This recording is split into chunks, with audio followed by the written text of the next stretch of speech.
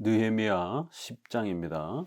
그 임봉한 자는 하갈의 아들 총독 느헤미야와 시드기야와 스라야와 아사랴 예레미야 바수훌 아마랴 말기야 핫두스 스바냐 말록 하림 무레못 오바댜 이렇게 이제 이 언약식에 또 참여한 성도들의 명단을 자세히 소개합니다. 28절에는 그 남은 백성과 제사장들과 레위 사람들과 문지기들과 노래하는 자들과 느디님 사람들과 및 이방 사람과 절교하고 하나님의 율법을 준행하는 모든 자와 그들의 아내와 그들의 자녀들 곧 지식과 총명이 있는 자들은 다 그들의 형제 귀족을 따라 저주로 맹세하기를 우리가 하나님의 종 모세를 통하여 주신 하나님의 율법을 따라 우리 주 여호와의 모든 계명과 규례와 율례를 지켜 행하여 우리의 딸들을 이 땅 백성에게 주지 아니하고 우리의 아들들을 위하여 그들의 딸들을 데려오지 아니하며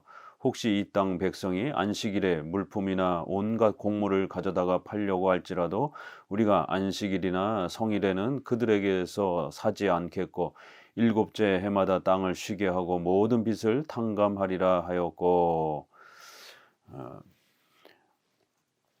이제 이 10장에서는 앞서 38절에 9장 38절에 소개한 바로 언약에 참여한 자들의 명단을 자세히 소개합니다. 이렇게 성경에 한 번만 나오는 인물들이지만 아주 그걸 자세하게 기록하는 이유는 바로 이것을 처음으로 이 말씀을 이렇게 듣던 그 시대에 바로 성도들을 고려하는 것입니다. 바로 자신의 이름들이 이렇게 하나님의 귀한 가르침과 또 언약에 또 참여하겠다라고 하는 그 맹세에 일일이 또 이렇게 또 호명이 되고 또 이렇게 불려지는 이러한 참으로 귀한 또 영광스러움을 얻는 것이죠. 그래서 더더욱 하나님 앞에 강렬하게 맹세하고자 했던 또 이러한 소중한 성도들의 이러한 모습들을 성경은 그대로 보존해 주기를 원한 겁니다. 이게 너무나도 귀하고 성도들의 이러한 신앙의 결단이 오직 하나님의 말씀에 집중하고 오직 성경으로 돌아오려고 하는 이런 성도들의 귀한 신앙의 헌신과 결단, 바로 누가 했는지 어떤 가문들이 참여했는지를 아주 낱낱이 상세하게 기록해 줌으로 인해서 그들의 이러한 신앙적 결단과 성경 중심으로 살아가려고 했던 또 이러한 모습을 모든 후대에다가 이렇게 본으로서 성경은 우리에게 알려주려고, 그래서 모든 후대의 후손들도 이렇게 오직 성경으로 돌아오려고 했을 때에 그 가문과 이름이 성경에 기록될 정도로 오랜 세월 동안 널리 그들의 모범적인 신앙이 이렇게 펼쳐지고 또 그 이름이 또 높임을 받을 수 있도록 하나님은 이렇게 그 언약식에 참여한 백성들을 기억할 수 있도록 또 이렇게 그들의 명예와 이름을 높여주는 이러한 아주 상세한 이름을 기록해 주는 것을 알 수가 있습니다. 이런 이름들의 그 한 사람 한 사람 우리가 자세히 알 수 없지만 전체적으로는 이렇게 각각의 소중한 사람들이 언약식에 참여했고 그들이 오직 성경으로 이렇게 돌아오려고 할 때에 하나님이 얼마나 기뻐하시고 그들의 가문과 그들의 이름을 수천 년 동안 주님 오실 때까지 이렇게 성경에 기록해서 그들을 기억하고 또 그들의 성경을 향한 그러한 신앙의 모습과 또 이러한 또 귀한 모범적인 또 이러한 또 신앙의 모습들을 기억할 수 있도록 또 이렇게 하나님께서는 그들을 높여준 것입니다. 하나님이 얼마나 기뻐하시는가, 성경으로 돌아오려고 하는 이러한 성도들의 결단과 용기를 하나님이 얼마나 기뻐하시는가를 알 수가 있는 것입니다. 결국 이렇게 레위 지파를 중심으로 한 또 이러한 사람들, 또 그다음에 지도자들, 또 성도들, 그리고 그들의 아내와 그들의 자녀들 모두 이렇게 지식과 총명이 있는 사람들, 하나님의 말씀을 잘 깨닫고 하나님의 말씀을 사랑하고 그 말씀에 순종하려고 하는 사람들, 이방 사람과 절교하고 이렇게 종교 혼합주의에 빠질 것을 염려해서 철저하게 이방인들과의 또 이러한 결혼과 이런 부분들을 철저히 금하면서 이스라엘 백성들이 그 자신들의 정체성을 지켜가도록 하나님은 그렇게 명령하셨습니다. 이건 굉장히 어려운 삶이지만 바로 신앙을 지켜가기 위해서 이렇게 또 이방 사람들과 일정한 거리를 두고 살아가는 이러한 불편한 삶을 또 이렇게 각오하는 이러한 자들, 그렇게 또 소중한 하나님의 말씀에 순종하고자 하는 이러한 사람들이 예, 율법을 따라 우리 주 여호와의 모든 계명과 규례와 율례를 지켜 행하여 이렇게 하나님 앞에 이제 순종하겠습니다라고 8장, 9장, 계속 10장에서 오직 성경으로 이렇게 돌아가려고 하는 그 느헤미야 시대의 그 성도들의 신앙의 결단과 모습을 아주 상세하게 소개를 합니다. 가장 문제가 되었던 것은 첫 번째는 결혼에 대한 문제입니다. 자폰에 대한 이방인과 그렇게 통혼이 일어나면서 구약에서부터 끊임없이 금지시켜왔던 이방인과 결혼하지 말고 이스라엘 백성들 신자는 오직 신자끼리만 결혼해서 신앙을 지키라고 하는 이 소중한 결혼의 명령을 다시 회복시키는 것입니다. 이 불신자와의 결혼이 이루어지게 되면 결국 신앙이 혼합이 일어나게 되고 자녀 교육을 할 수가 없게 되는, 주일날 예배 갈 때마다 불신자가 끊임없이 발목을 잡게 되는, 그리하여 가정 안에 결국 기독교 신앙이 붕괴가 되어지는 이런 일이 벌어질 수 있기 때문에, 그렇게 되면 우리의 전 삶에 이러한 또 불신앙의 영향이 찾아올 수 있는 것입니다. 그래서 구약이나 오늘 우리 시대나 이 신앙이 파괴되고 붕괴되도록 유혹하는 가장 무서운 무기요 또 유혹의 방식들은 이렇게 불신자와 결혼을 하는 이러한 형태입니다. 그렇게 되면 결국 신앙을 제대로 유지할 수 없는 이런 위기가 찾아오는 겁니다. 그래서 오늘 이 본문에서도 이 결혼에 대한 개혁을 아주 가장 중요하게 먼저 이렇게 취급합니다. 오직 신자와 결혼하겠다라고 하는 며느리나 또 이렇게 사위나 또 이런 부분에 대해서 절대로 불신자하고 결혼하지 않겠다라고 다짐하고 결단하는 겁니다. 오늘 우리 시대의 부모들도 자녀의 결혼 문제와 관련해서, 또 우리 청년들도 외부적인 조건만 보지 마시고 그가 신앙이 있는지, 또 이러한 건강한 개혁주의의 이러한 바른 신앙을 갖고 있는지를 가장 우선적으로 보셔야 되는 것입니다. 이 소중한 기준을 멀리하고 자꾸만 크리스찬들도 의식주와 관련된 이러한 세상 사람들이 바라보는 그런 외적인 기준에 자꾸만 마음을 빼앗기다 보니까 결국 불신자랑 결혼하게 되고, 신앙이 없는, 또 신앙이 약한, 이렇게 주일 성수도 제대로 확보되지 않은 이러한 사람들에게 더 오히려 마음이 끌리게 되는 이러한 결국 실수들이 벌어지는 겁니다.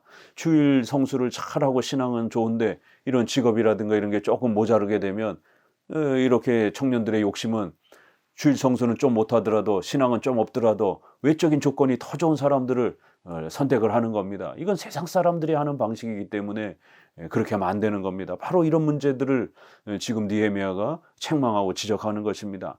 그래서 오직 주 안에서 결혼하고자 하는 이러한 결단과 맹세를 하라는 것이에요.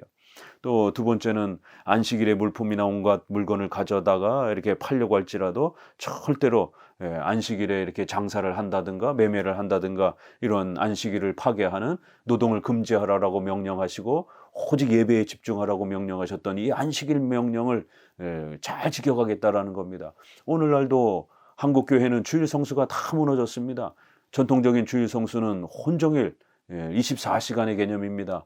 또 이렇게 공적인 예배로 온전히 다 참석하시고 또 사적인 부분에서는 또 성경 공부와 또 이렇게 전도와 봉사, 이러한 경건을 위한 그런 목적으로서 우리의 주일의 생활들을 구성하는 겁니다. 그런데 지금은 오전 예배만 드리고, 오전 예배도 1, 2, 3, 4부 이렇게 있는 데는 아침 일찍 드리고 오후는 자기 볼 일 다 보러 다니고, 이렇게 편법으로 이렇게 주일을 지킨 것도 아니고 안 지킨 것도 아닌 이런 식으로, 이건 주일을 안 지키는 겁니다. 결국 편법으로 이렇게 주일을 지키려고 하는 이러한 많은 행위들에 대해서 한국교회는 반성해야 되는 겁니다. 이렇게 주일을 엉망으로 지키니까 예배가 회복이 되지 않고, 예배가 회복이 되지 않으니까 성도들의 신앙이 회복이 되지 않는 겁니다. 예배를 드려도 그의 심령과 그 믿음이 자라가지 않는 것입니다. 그래서 두 번째 내용으로는 안식일을 반드시 회복하겠다고 결심합니다.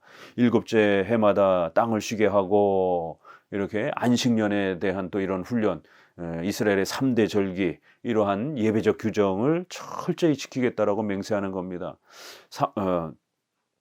그리고는 또 32절에 우리가 또 스스로 규례를 정하기를 해마다 각기 세겔의 3분의 1을 수납하여 하나님의 전을 위하여 쓰게 하되 곧 진설병과 항상 드리는 소제와 항상 드리는 번제와 안식일과 초하루와 정한 절기에 쓸 것과 성물과 이스라엘을 위하여 속죄제와 우리 하나님의 전의 모든 일을 위하여 쓰게 하였고 또 우리 제사장들과 레위 사람들과 백성들이 제비 뽑아 각기 종족대로 해마다 정한 시기에 나무를 우리 하나님의 전에 바쳐 율법에 기록한 대로 우리 하나님 여호와의 제단에 사르게 하였고 해마다 우리 토지 소산의 만물과 각종 과목의 첫 열매를 여호와의 전에 드리기로 하였고 또 우리의 마다들과 가축의 처음 난 것과 소와 양의 처음 난 것을 율법에 기록한 대로 우리 하나님의 전으로 가져다가 우리 하나님의 전에서 섬기는 제사장들에게 주고 또 처음 익은 밀의 가루와 거제물과 각종 과목의 열매와 새 포도주와 기름을 제사장들에게 가져다가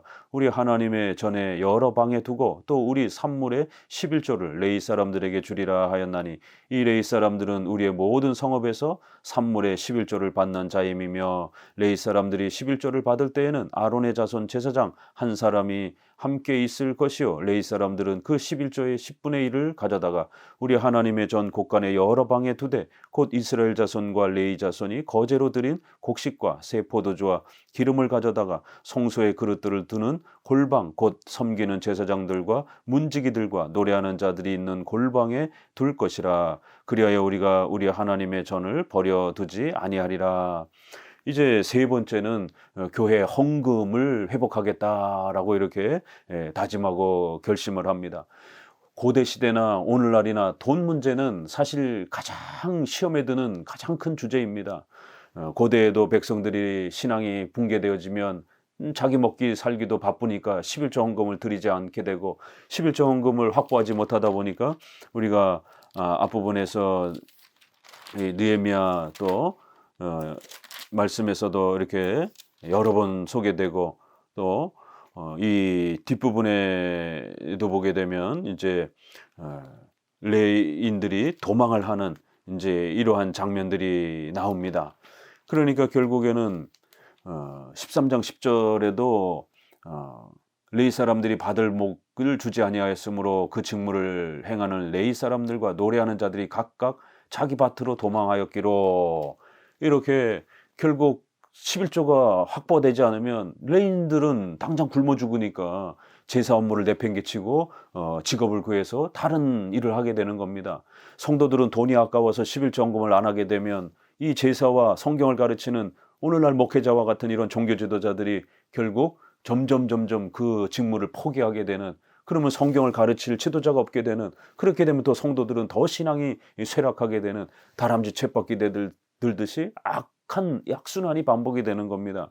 그래서 이 거룩한 맹세와 언약에는 바로 이렇게 실제적으로 유형교회를 유지하기 위해서는 오늘날 목회자들의 또 사례비를 통해서 생계를 유지해 줘야 되는 것처럼 외적인 형식의 혈통적인 레인으로서의 그러한 개념은 없지만 구약에 이렇게 예배를 전담하고 성경을 전문적으로 가르치는 이런 에스라와 그 또 제사장들과 레위 지파 사람들의 직무가 있는 것처럼 오늘날에는 이렇게 목사와 같이 일상생활의 직업을 중단하고 오직 성경을 연구하여 성도들에게 가르치는 또 교회의 이러한 신앙의 또 성경의 전문가를 구별해 두는 이러한 방식은 구약이나 신약이나 동일한 것입니다. 그렇기 때문에 오늘날 목회자 사례비가 적어가지고 목사들이 사역을 그만두는, 대리운전을 띄고 성경을 제대로 연구하지 못하는 이런 일들이 점점 한국 교회에 팽배해져 가고 있습니다. 결국 교회를 타락하게 만드는, 목회자들이 교회를 떠나게 만드는 결국 또 악순환이 반복이 되는 겁니다. 우리 성도들은 아까워하지 마시고 하나님 앞에 10분의 1 정도의 이런 11조 헌금을 자신의 일상생활에서 그렇게 교회를 섬기기 위하여 또 그렇게 섬겨가기로 결단하고 용기를 내셔야 됩니다. 그래야 또 하나님이 그 성도들의 재정을 축복해 주시고 반드시 지켜주시는 것입니다. 교회의 유형교회의 목회자가 이렇게 사역을 할 수 있도록 헌금이, 사례비가 확보가 되어야 목회자는 또 안정적으로 성경을 연구하고 교회를 돌볼 수가 있는 것입니다. 역시 이 느헤미야에서도 종교개혁의 이러한 중요한 몇 가지 원리로서 또 이렇게 구체적으로 교회가 11조에 대한 이런 헌금을 어떻게 확보할 것인지에 대해서 백성들을 꾸준히 이렇게 독려하고 또 그러한 재정을 잘 관리하라라고 권면하는 겁니다. 이렇게 3분의 1 세계를 하나님의 전을 위하여 쓰게 하겠다. 출애굽기 30장에서는 2분의 1 세겔, 반 세겔을 이렇게 더 많이 냈습니다. 그러나 지금은 어려운 형편이었기 때문에 3분의 1, 30% 정도만 또 이렇게 헌금의 형태로 임시적으로 또 이렇게 해마다 그렇게 하나님 앞에 성전에서 필요한 재정을 쓸 수 있도록 그렇게 헌금하겠다라고 작정을 합니다. 또 그리고는 첫 열매, 하나님께서는 또 우리에게 신앙을 가르치기 위해서 우리의 모든 것이 하나님의 것이다라는 것을 가르치기 위해서 우리에게 태어나는 첫 아들 또 첫 양식 이런 것들은 하나님께 바치라라라고 이렇게 처음 난 것은 하나님께 바치라라라고 하는 이러한 또 신앙의 원리를 가르치면서 우리의 모든 것은 하나님의 것이다라는 것을 구약은 꾸준히 훈련을 시킨 것입니다.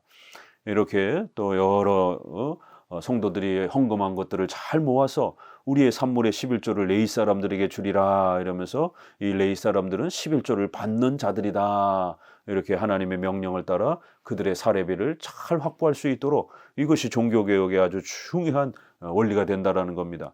바로 이렇게 주일 성수에 대한 안식일 준수, 또 교회를 유지하기 위한 이런 헌금에 대한 11조에 대한 이런 제도, 또 그 다음에 결혼에 대한 이러한 철저한 신자와의 결혼, 이러한 부분들이 잘 이루어질 때 우리가 우리 하나님의 전을 버려두지 아니하겠다. 결국 교회와 예배가 잘 유지되면서 이렇게 견고하게 신앙이 회복되어져 갈 수 있다라고 권면을 하고 있는 것입니다. 오늘날도 종교개혁을 하기 위해서는 반드시 우리 성도들이 이 부분에 대해서 어떻게 하나님 앞에 결단할 것인가를 고민하셔야 됩니다. 주일 성수에 대해서 두려워하지 마시기 바랍니다. 특별히 자영업을 하시는 이런 분들은 얼마나 두렵습니까? 주말 장사를 하고 그럴 때에 주일에 문을 닫게 되면 굶어 죽을 수도 있는 이런 위기가 찾아오는 겁니다. 그러나 성경에서 이렇게 하나님이 명령하신 것, 이것을 우리가 잘 붙잡으면 하나님이 기적적으로 도와주시는 이러한 놀라운 하나님이 동행해 주시고 하나님이 섭리로 역사하시고 살피시는 이러한 위대한 또 돌보심의 또 은혜가 우리 성도들에게 주어지는 겁니다. 우리 한국교회도 그렇게 주일날 문 닫고 예배드리고 교회 봉사하고 이랬던 수많은 기업인들이 굶어 죽지 않았습니다. 오히려 더 큰 복을 받아서 큰 재정으로 6일 동안만 일을 해도 더 7일 동안 일한 사람보다 훨씬 더 많은 부를 일궈서 오히려 교회를 섬기고 그 부를 또 은혜를 또 얻는 이런 간증들이 수두룩한 것입니다. 만약 주일날 문 닫고 이렇게 예배만 드려가지고 기독교인들이 다 굶어 죽고 망했다라면 이 기독교가 가짜가 되는 것이죠. 그러나 기독교 역사 속에서는 결코 그런 일은 일어나지 않았습니다. 오히려 하나님이 더 축복해 주셔서 주일 성수를 잘한 성도들이 그렇게 세상적으로도 성공하고 많은 부를 또 얻게 되는 이런 하나님의 축복을 얻었던 것입니다. 주일 성수에 대한 부분, 우리 청년들은 결혼이라고 하는 이 소중한 일들, 인생에 있어서 가장 중요한 일이지 않습니까?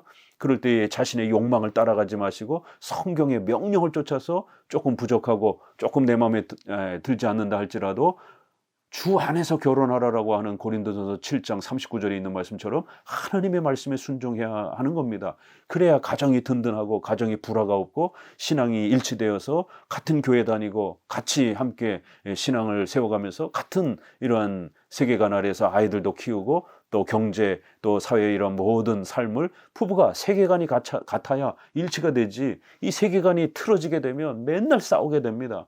그리고 이렇게 돈에 대한 이런 문제, 11조에 대한 또 이런 헌금에 대한 또 이런 용기와 결단, 이런 부분들이 느헤미야 시대에도 바로 교회를 개혁하기 위한 구체적인 세부적인 그러한 조항이요, 또 반드시 이걸 먼저 개혁해야 나머지 또 이렇게 개혁이 될 수 있었던 것처럼 우선적으로 이 부분을 먼저 개혁하고자 했던 겁니다. 오늘날도 우리 성도들에게 있어서 이러한 몇 가지 소개되는 세 가지 정도의 이 종교개혁의 내용은 우리 시대의 교회를 개혁하고 성도들의 신앙을 개혁하는 데 있어서 가장 핵심적인 요소가 된다라는 것을 꼭 명심하시고 이 하나님의 말씀에 순종하면서 이러한 거룩한 종교개혁의 명령들을 또 순종하면서 따라가시기를 바랍니다. 11장 백성의 지도자들은 예루살렘에 거주하였고 그 남은 백성은 제비 뽑아 10분의 1은 거룩한 성 예루살렘에 거주하게 하고 그 10분의 9는 다른 성읍에 거주하게 하였으며 예루살렘에 거주하기를 자원하는 모든 자를 위하여 백성들이 복을 빌었느니라. 이스라엘 제사장들과 레위 사람들과 느디님 사람과 솔로몬의 신하들의 자손은 유다 여러 성읍에서 각각 자기 성읍 자기 기업에 거주하였느니라. 예루살렘에 거주한 그 지방의 지도자들은 이러하니 예루살렘에 거주한 자는 유다 자손과 베냐민 자손 몇 명이라. 유다 자손 중에는 베레스 자손 아다야이니 그는 우시아의 아들이요 스가랴의 손자요 아마레의 증손이요 스바다의 현손이요 마할랄렐의 오대손이며 또 마하세야니 그는 바룩의 아들이요 골호세의 손자요 하사의 증손이요 아다의 현손이요 유아립의 5대손이요 스가랴의 6대손이요 실로 사람의 7대손이라. 예루살렘에 거주한 베레스의 자손은 모두 468명이니 다 용사였느니라. 이제 이렇게 예배에 대한 개혁을 하고 나서는 예루살렘의 이러한 성전을 보호하기 위해서 지도자들은 예루살렘에 거주하였고 그리고 그 남은 백성들 중에 제비를 뽑아서 10분의 1은 예루살렘에 거주하도록 그렇게 조치를 취합니다. 그리고 나머지는 이제 각자 자기의 지파별 고향으로 돌아가서 거주하도록 이렇게 배치를 합니다. 왜 예루살렘에 이렇게 거주하는 것을 중요하게 여겼느냐면 거기는 성전이 이렇게 회복이 되고 제사가 드려지는 바로 예배의 이스라엘 백성들의 가장 삶에 중요한 터전이 바로 성전이 거기 있었기 때문에 이 성전을 보호하고 도적대들이 혹시라도 성전에 쳐들어온다라면 젊은 청년들이 무기를 들고 가서 지켜야 되는 것 아닙니까? 그렇기 때문에 누군가는 이 성전을 지키기 위한 희생과 봉사를 또 해야 되는 것입니다. 그래서 이렇게 10분의 1을 제비 뽑아라. 특별히 자원하는 사람들을 또 이렇게 예루살렘에 거주하기를 자원하는 모든 자를 또 이렇게 백성들이 복을 빌어주면서 너희들이 이렇게 성전을 위해서 희생하고 헌신하는 것에 대해서 너무 감사하다라면서 나머지 사람들이 복을 빌어주는 이런 장면이 나옵니다. 이렇게 가장 힘든 성전 봉사를 또 희생을 성전의 이러한 것 힘든 일들을 또 이렇게 하고자 하는 이러한 일들에 이렇게 자원하면서 이렇게 또 남는 이러한 그 귀한 백성들이 있었던 것입니다. 이렇게 오늘날도 개척교회가 시작이 되고 또 미자립교회가 유지될 때에 그 교회를 이렇게 잘 섬기고 우리 성도들 중에 정말 어려운 중에 이렇게 10의 1조도 감사한데 교회가 어렵다 보니까 10의 2조까지도 이렇게 봉사하면서 그 어려운 교회를 지켜내기 위해서 눈물로 그 어려운 개척교회를 미자립교회를 지켜내는 분들이 있습니다. 교회가 이제 어느 정도 자립이 되면 또 이제 이렇게 일상생활로 돌아가도 되지만 개척교회라든가 이럴 때는 목사님하고 몇 가정밖에 없잖아요. 또 미자립교회에 있을 때도 20명, 30명 뭐 이렇게 교회에 조그만 숫자가 되게 되면 교회 재정적으로 많은 어려움을 겪습니다.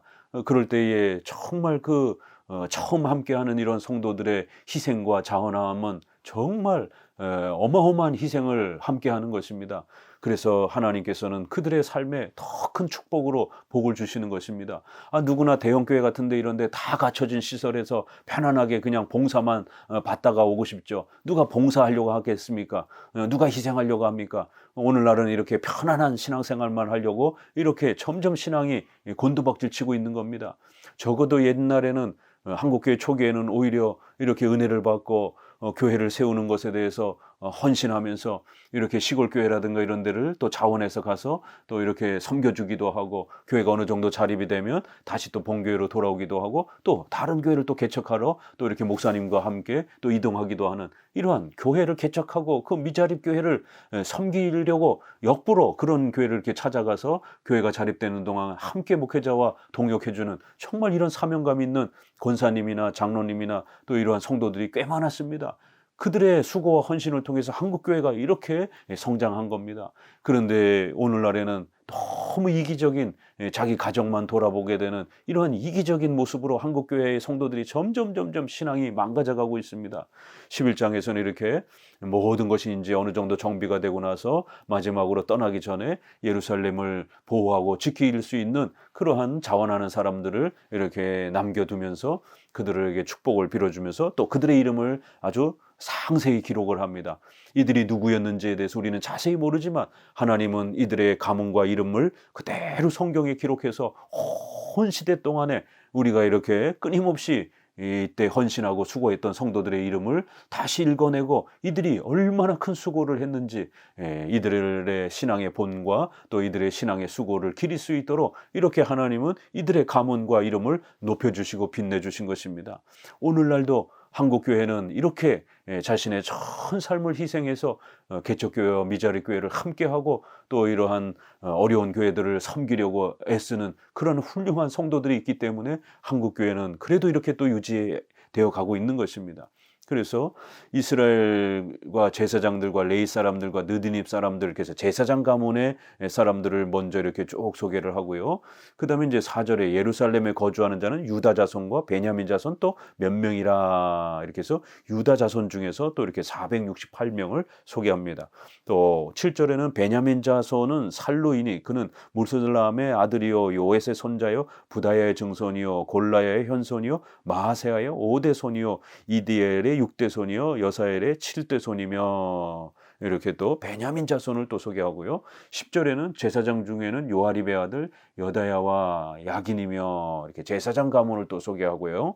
또 15절에는 레위 사람 중에는 스마야이니 그는 학습의 아들이요 아스리감의 손자요 하바사의 증손이요 분니의 현손이요 이렇게 레위 사람들을 또 284명 정도 또 이렇게 소개를 합니다. 성문지기는 악국과 달몬과 그 형제니 모두 172명이며 이렇게 소개하고요. 22절에는 노래하는 자들은 아삽 자손 중 미가의 현손 마따의 증손 하사바의 손자 바니 아들 우신이 예루살렘에 거주하는 레위 사람의 감독이 되어 하나님의 전 일을 맡아 다스렸으니 이는 왕의 명령대로 노래하는 자들에게 날마다 할 일을 정해 주었기 때문이며 유다의 아들 세라의 자손 곧 무세사벨의 아들 부다히야는 왕의 수하에서 백성의 일을 다스렸느리라. 이렇게 레이지파 사람들을 또 이름을 기록해서 그들이 또 백성들을 어떻게 또 일을 시켜야 되는지 또 제사 업무의 이런 부분들에 또 어떻게 또 분배가 되어야 되는지 거기에 참여했던 훌륭한 이 레이지파와 제사장 가문들을 또 아주 상세히 소개를 합니다. 25절에는 마을과 들로 말하면 유다 자손의 일부는 기럇 아르바와 그 주변 동네들과 디본과 그 주변 동네들과 여갑스엘과 그 마을들에 거주하며 이렇게 유다 자손 일부를 또 소개하고요. 31절에 또 베냐민 자손은 게바에서부터 믹마스와 아야와 베델과 그 주변 동네들에 거주하며 이렇게 해서 또 베냐민의 거처까지 소개합니다. 특별히 앞부분에서는 윗대를 올라가면서 이렇게 5대 소녀, 6대 소녀, 7대 소녀 그래서 그들의 조상 가문까지 다 이렇게 명예롭게 기록하고 있는 것을 보게 됩니다. 이렇게 하나님께서는 그 가문 전체를 칭찬해 주시고 교회를 지켜내기 위해서 눈물로 자신의 삶을 희생하면서 이렇게 예루살렘에서 남고 그 고된 일들을 감수했던 이 소중한 가문을 오래도록 그렇게 빛내주기 위해서 가문의 대수를 이렇게 올라가면서 그 조상들까지 이렇게 전부 기록하면서 이 후손들을 기억하라라고 하나님의 교회를 지키기 위해서 헌신했던 그 귀한 성도들을 기억하라라고 이렇게 또 남겨주셨습니다. 이런 표현을 통해서 오늘 우리 시대에도 이렇게 교회를 지키기 위해서 자신의 삶을 희생하고 헌신하는 우리 귀한 성도들, 비록 개척교회, 미자립교회 같은 이런 어려운 교회에 또 출석하시고 또 이렇게 섬기고 계신다 할지라도 절대로 낙심하지 마시고 당신들의 수고가 하나님 앞에서 얼마나 크고 놀라운 것인지 오히려 일반 안정된 교회 다니는 성도들보다 훨씬 2배, 3배, 10배의 그러한 큰 복으로 그 자손들까지 여기에 표현되어 있는 것처럼 그 자손의 자손까지 이렇게 하나님이 복을 주시는 이러한 큰 은혜와 복을 반드시 하나님이 내려주실 것입니다. 또 저도 이렇게 미자립 교회의 목회자로서 또 이렇게 교회를 섬기는 우리 성도들에게 다시 한번 감사를 드립니다. 감사합니다.